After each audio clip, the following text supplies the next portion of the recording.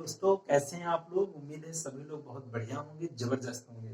दोस्तों जैसा कि हम लोग पढ़ रहे थे हिंदी के बारे में, और हिंदी में हम लोग क्या देख रहे थे, विलोम और अनेक शब्दों के लिए एक शब्द।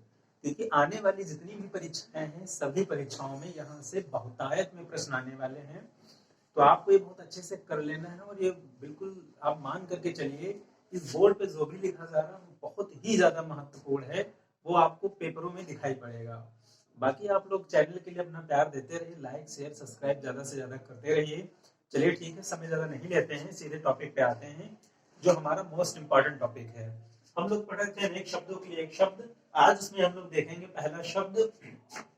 पहला शब्द हमारा क्या कह रहा है, पहला शब्द कह रहा है जो खाने योग्य हो।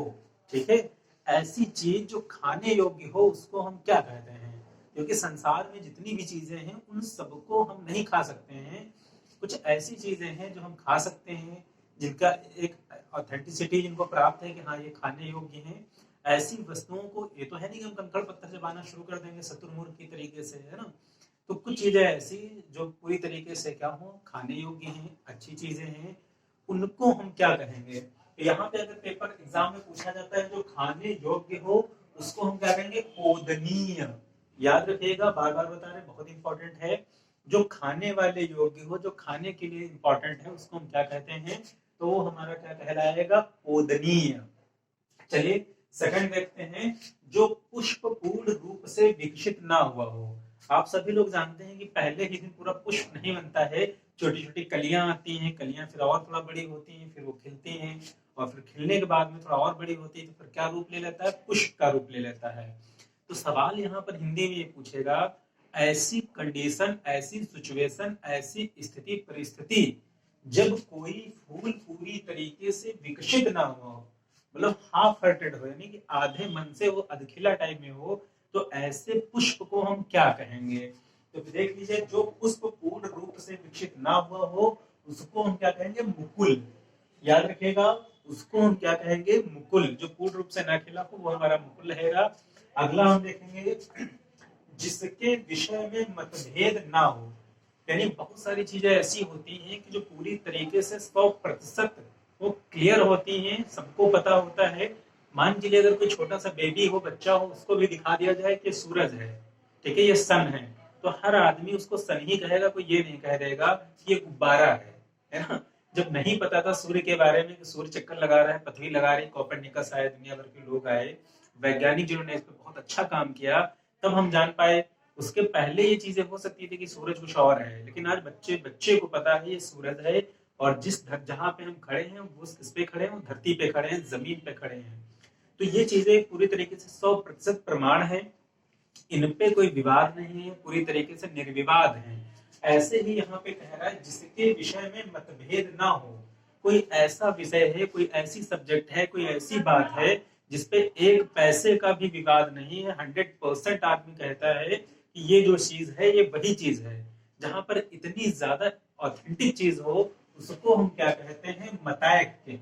याद रखिएगा, आप बहुत बार बार याद रखिएगा, जहां पर किसी भी बात में विवाद ना हो, पूरी तरीके से बात क्लियर हो, जो पूरी तरीके से प्रमाण रखती हो कि ये वाली विषय वस्तु वही है जो हम चाहते हैं, जो हम जानते हैं, तो उसको हम क्या कहते हैं, मतैक्य। याद रखिएगा। आगे हम लोग देखते हैं अगला, नेत्रों से संबंधित। ठीक है, जैसे बहुत सारी चीजें होती हैं नेत्रों से संबंधित, आंख से संबंधित, कान से संबंधित, मुंह से संबंधित। जब भी आप देखते हो कि बड़े बड़े डॉक्टर साहब होते हैं, लिखे होते हैं स्पेशल डॉक्टर फॉर आईज, मतलब ये आंख के डॉक्टर हैं, कान के डॉक्टर हैं, हड्डी के डॉक्टर हैं। ठीक है, तो ऐसे ही ऐसी चीज जो पूरी तरीके से नेत्रों से संबंधित हो, पूरी तरीके से आंखों से संबंधित हो, चाहे आंखों में लगाने वाला सुरमा हो, या आंखों से संबंधित बीमारी हो, या आंखों का कोई विकार हो, या आंखों की सुंदरता की बात हो, यानी पूरी तरीके से डिपेंड ऑन आईज। ठीक है, तो ऐसी चीज को जो नेत्रों से संबंधित हो उनको हम क्या कहते हैं, याक्षुष। क्या बोलते हैं, याक्षुष, याक्षुष बोलते हैं। याद रखिएगा, एग्जाम में पूछ ले कि याक्षुष किसके लिए शब्द प्रयुक्त होता है, तो आप बताओगे आंखों के लिए जो प्रयुक्त होता है वो याक्षुष कहलाता है।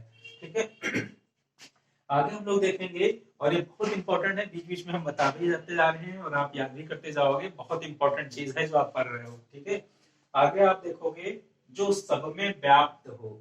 जो सब में व्याप्त होने का मतलब ये है कि जो पूरी तरीके से, चाहे वो चर हो, चाहे अचर हो, चाहे जीव हो, चाहे जगत हो, हर एक जीवधारी, चाहे चर अचर जड़ चेतन अचेतन कुछ भी हो, जो सबके अंदर पाया जाए, पूर्ण रूप से पाया जाए, उस चीज को हम क्या कहते हैं? यहाँ उन्होंने कहा जो सब में व्याप्त हो, आप में भी हो, हम में भी हो, हमारे घर वालों के अंदर भी हो, आपके घर वालों के भी अंदर हो, संसार में जो भी जड़ चेतन अचेतन जो भी चीजें दिखाई देती हैं, जो सब में व्याप्त हो। व्याप्त का मतलब होता है इन्वॉल्व हो, उसके अंदर हो, उसमें अंश पाया जाता हो, ऐसी चीज को हम क्या बोलते हैं? विभु।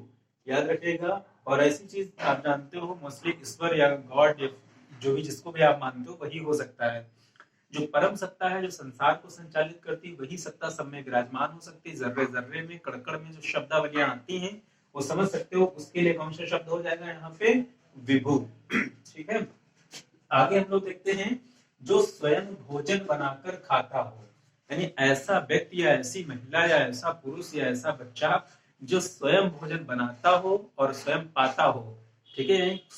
खाना अगर उसको खाना है, मोस्टली किसके ऊपर डिपेंड कर रहा है? जैसे जो लोग बाहर रहते हैं, ठीक है, मान के चलिए जो स्टूडेंट तैयारी करने वाले हैं, जो इलाहाबाद में पढ़ा है, जो दिल्ली में पढ़ा है, मुखर्जी नगर में पढ़ा है, लखनऊ में पढ़ा है, ऐसी जो जगह छोटे छोटे कमरों में पड़े हैं, स्वयं खाना बना रहे, स्वयं खा रहे हैं, तो ऐसे व्यक्ति को हम क्या कहेंगे? स्वयं पाकी। याद रखिएगा। ऐसा व्यक्ति जो स्वयं खाना बनाता हो, स्वयं खाता हो, क्या कहलाता है? उसके लिए एक शब्द जो प्रयुक्त होता है, वो हमारा क्या कहलाता है? स्वयं पाकी। ठीक है, याद रखिएगा। आगे अगला हम देखते हैं, वह जो भाग्य में हो। वह जो भाग्य में हो, इन लक। ठीक है। जैसे हम लोग बोल देते हैं ना कि भाई किस्मत में होगी ये चीज तो हमें मिलेगी, हमारे भाग्य में होगा तो मिलेगा। जैसे बोलते हैं दाने दाने पे लिखा है खाने वाले का नाम, यानी कोई चीज अगर आपके किस्मत नाम की अगर कोई चीज होती है, भाग्य नाम की कोई चीज होती है, अगर वो उसमें वो लिखा होगा तो वो चीज हमको अपने समय के अनुसार, ठीक है, वो हमको मिल जाएगी। ऐसी वाली जो बात, जो वह जो भाग्य में हो, उसको हम क्या बोलते हैं? होतव्य। याद रखिएगा। हा बना है, हा के ऊपर ओ की पाई, ता अधया या, होतव्य। मतलब ऐसी चीज जो हमारे भाग्य में हो, उसको हम क्या बोलते हैं? होतव्य। ठीक है, कंफर्म है इसकी बात। आगे हम लोग देखते हैं, जमानत करने वाला। मान के लिए आपने कोई कांड कर दिया, ठीक है, कौन सा कांड हो आप जानते हैं? कोई भी कांड आपके जीवन में हो गया आपसे, ठीक है, और फिर क्या हो गया? आपके ऊपर एफआईआर हो गई। ठीक है। आपने दिखाया लिखवाया तो चचा हमारे विधायक हैं, लेकिन काम हम नहीं चल पाया, तो फिर सीधे आप कहाँ पहुंच गए? जेल में पहुंच गए। और उसके बाद में आपके हितैषी, आपके हमदर्द लोग पहुंचे, कहा नहीं भाई गलती हो गई, बाय मिस्टेक हुई, बंदा ठीक है, किसी तरीके से कोई आरोप लग गए, हो सकता है ये सही बात ना भी हो। उन्होंने जा करके आपकी जमानत कर ली। अब वो जमानत कराने के लिए आपके लिए जाएगा जमानत करने वाला। जो आपकी जमानत करने वाला होगा, उसको हम क्या कहेंगे? ठीक है, तो उस व्यक्ति को हम क्या कहेंगे? प्रतिभू। याद रखिएगा, प्रतिभू। यानी अगर कोई आपकी जमानत लेने जाता है, तो ऐसे व्यक्ति को हम क्या कहते हैं? प्रतिभू कहते हैं। ठीक, कंफर्म। आगे हम लोग बढ़ते हैं, प्राण की रक्षा करने वाला। यानी मान के लिए आप मुसीबत में हो, आपने देखा हुआ इतिहास में हजारों हजारों लड़ाई लड़ी गई, और आपने कई बार देखा कि जो सेनापति होता था वो राजा की रक्षा कर देता था, अपने प्राणों की आहुति दे करके वो अपने राज्य और साम्राज्य की क्या करता था? रक्षा कर देता था। या कई बार आपने देखा, जैसे चेतक छलांग लगा दे, स्वयं प्राण उन्होंने खो दे, लेकिन महाराणा प्रताप जी की उन्होंने रक्षा करी। जैसे बहुत सारे ऐसे एग्जाम्पल्स। तो ऐसी बात जो प्राण की रक्षा करने वाला हो, या ऐसे कह सकते हो कि महाभारत रामायण में आप देखते हो गजराज होते हैं, उनका पैर फंस जाता है, रो रहे होते हैं, बाहर नहीं निकल पा रहे होते हैं, फिर ईश्वर की कामना करते हैं कि आकर के हमारी लाज बचा लीजिए, हमारे प्राण बचा लीजिए। उनके प्राण बच जाते हैं, तो जो भगवान ईश्वर का रूप जो भी आया, उस चीज को हम क्या कहेंगे? उनको हम कहेंगे प्राणद। क्या कहेंगे? प्राणद। आप याद रखोगे कि जो हमारे प्राणों की रक्षा कर दे, उनको हम क्या बोलते हैं? प्राणद। जैसे कई बार आप देखते हो कि कहेंगे कि हम जाने वाले थे, हो सकता है हमारी मृत्यु भी हो जाती, लेकिन अचानक से एक आदमी आया और उसने हमारे प्राणों की रक्षा करी, बचा लिया। तो वो कहते हो कि भगवान बन करके हमारे लिए आ गए, फरिश्ता बन करके आ गए। तो वही चीज हमारी क्या कहलाती है? उस व्यक्ति को क्या कहेंगे? प्राणद। आज से आप ये बोलोगे। ठीक। आगे हम लोग देखते हैं, आगे जो मोल लिया गया हो, ऐसी चीज जिसको हमने मोल लिया हो, पैसे देकर के खरीदा हो, ठीक है, उधारी पे ना हो, जो हमने पैसे जिसको प्राप्त करने के लिए हमने कुछ मूल्य चुकाया है, ऐसी चीज को हम लोग क्या बोलते हैं? क्रीत।